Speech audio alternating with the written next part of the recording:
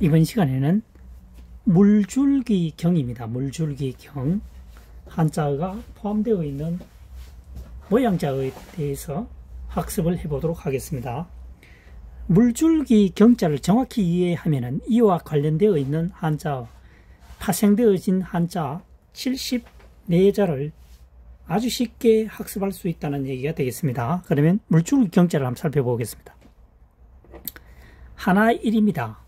내천이죠. 만들공이입니다.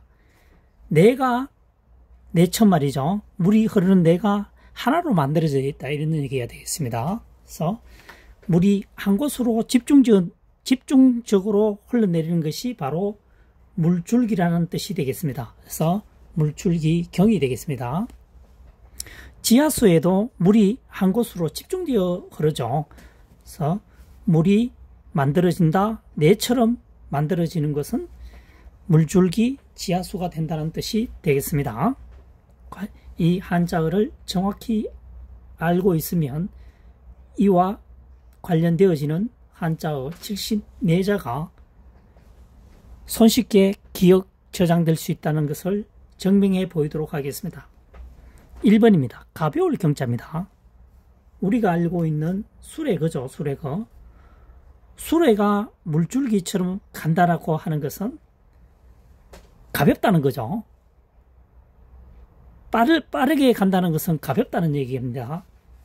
수레가 물줄기처럼 가볍게 간다는 것이죠. 그래서 가벼울 경자가 되겠습니다. 물줄기처럼 빨리 가려면 수레가 무거우면 빨리 갈 수가 없겠죠. 가벼우니까 물줄기처럼 쫙 앞으로 간다는 얘기가 되겠습니다. 그래서 가벼울 경자가 되겠습니다.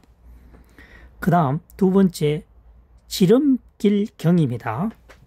두인변이라고도 하지만 여기서는 걸을척입니다. 걸을척이죠.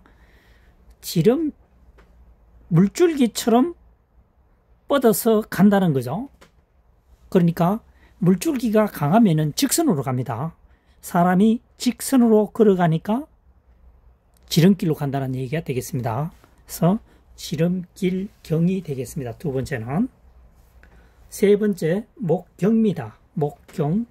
사람의 목을 의미합니다. 머리혈이죠. 머리혈. 사람의 머리에서 물줄기처럼 보이는 것은 목에 해당한다는 거죠. 그래서 목경이 되겠습니다. 머리혈, 머리에서 지름길처럼 보이는 것은, 물줄기처럼 보이는 것은 사람의 신체의 목에 해당한다 해서 목경자가 되겠습니다.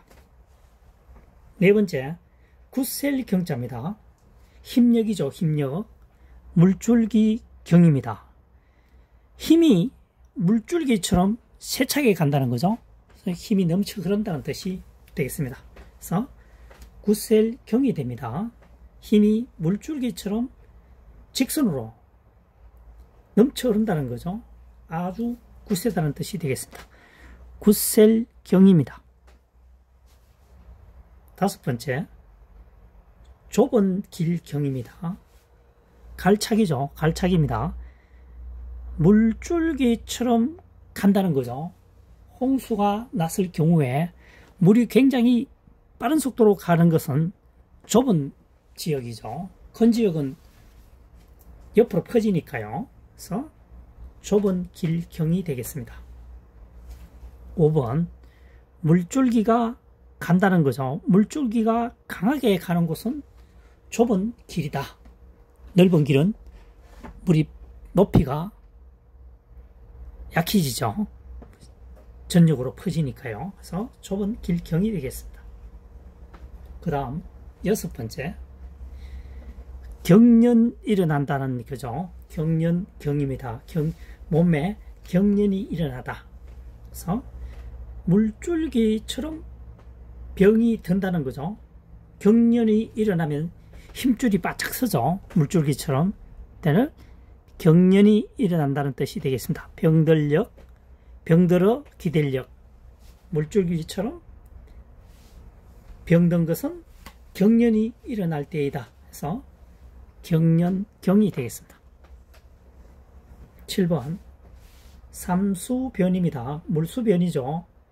물줄기 경입니다. 지하수 경입니다. 그래서 물줄기와 물은 서로 공통점을 가지고 있죠. 그래서 서로 통한다. 통할 경이 되겠습니다.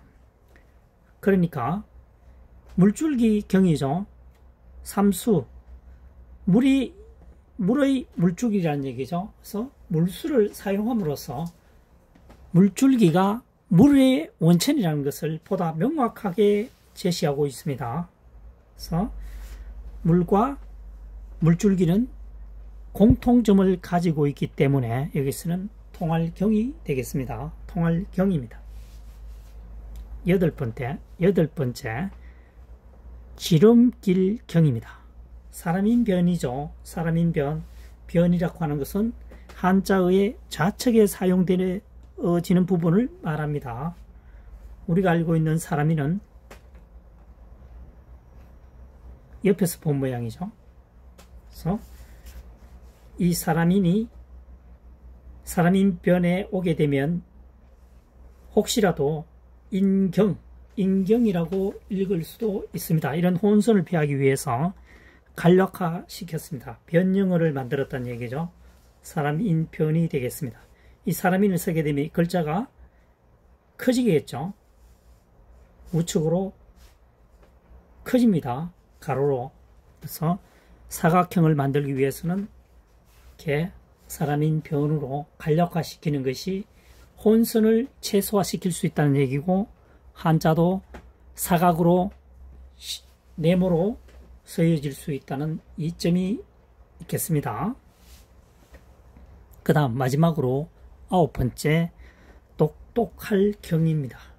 말씀언이죠. 말씀언, 지름길 경, 말을 똑부러지게 한다는 얘기가 되겠습니다. 똑부러지게, 거침없이 말이죠. 막힘이 없이 똑똑하다는 의미가 담겨 있습니다. 머뭇거리지 않고, 질문에 머뭇거리지 않고 물줄기처럼 대답을 한다는 거죠. 지식이 많다는 것을 의미합니다. 그래서 똑똑할 경이 되겠습니다. 자, 간단하게 다시 한번 정리해 보도록 하겠습니다. 물줄기 경입니다. 하나일 내천 만들공, 마치 하나의 물줄기처럼 내처럼 만들어져 있는 것은 물줄기이다. 물줄기는 지하수다. 지하수가 물의 한 곳이 모이는데 그 중에서 가장 물이 많이 나오는 곳으로 우리가 그쪽을 물줄기를 만들죠. 지하수경, 물줄기경이 되겠습니다. 1번 수레급입니다. 수레가 물줄기처럼 강력하게 앞으로 갈 수 있다고 하는 것은 가볍다는 얘기입니다. 무거우면 강력하게 앞으로 갈 수가 없겠죠. 좌우로 비틀거리면서 가게 됩니다.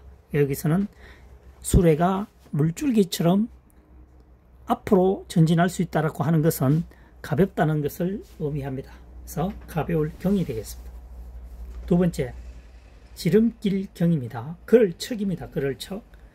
물줄기처럼 걸어간다고 하는 것은 직선으로 간다는 얘기가 되겠죠. 그래서 거리는 직선이 가장 빠르다는 얘기가 되겠죠. 우선 지름길이 되겠습니다. 그래서 지름길경 되겠습니다. 지름길경 되겠습니다. 세 번째, 목경입니다. 머리 혈이죠. 머리 부분에서 뭡니까? 물줄기처럼 보이는 것은 사람 인체의 목 부분에 해당한다는 것이 되겠습니다. 그래서 목경이 되겠습니다. 네 번째, 구셀경입니다. 물줄기경 힘력입니다. 사람의 힘이 마치 물줄기처럼 강력하게 간다는 거죠. 그 굳센 힘이 되겠습니다. 그래서 4번은 구셀경이 됩니다. 구셀경. 다섯 번째, 좁은 길경입니다. 갈착이죠. 갈착. 물줄기가 간다는 거죠. 물줄기가 강력하게 갈 수 있는 것은 좁은 길이 되겠습니다. 넓은 길은 수압이 약해지죠. 옆으로 퍼지니까요. 그래서 여기서는 물줄기처럼 가는 것은 좁은 길이라는 얘기가 되겠습니다. 좁은 길경이 되겠습니다. 여섯 번째, 경련이 일어나다 경련경이 됩니다. 여기서 병들역이죠. 물줄기처럼 병이 드는 것은 경련이라는 거죠. 경련이 일어날 때에는 힘줄이 강력하게 선명하게 튀어나오죠. 그래서 경련할 경이 되겠습니다. 일곱 번째, 통할 경입니다. 물수변, 삼수변입니다. 물이 지하수처럼 간다는 거죠. 통한다는 겁니다. 지하수나 물은 밀접한 관련이 있죠. 그래서 삼수변을 보다 명확하게 제시하고 있습니다. 통할 경입니다.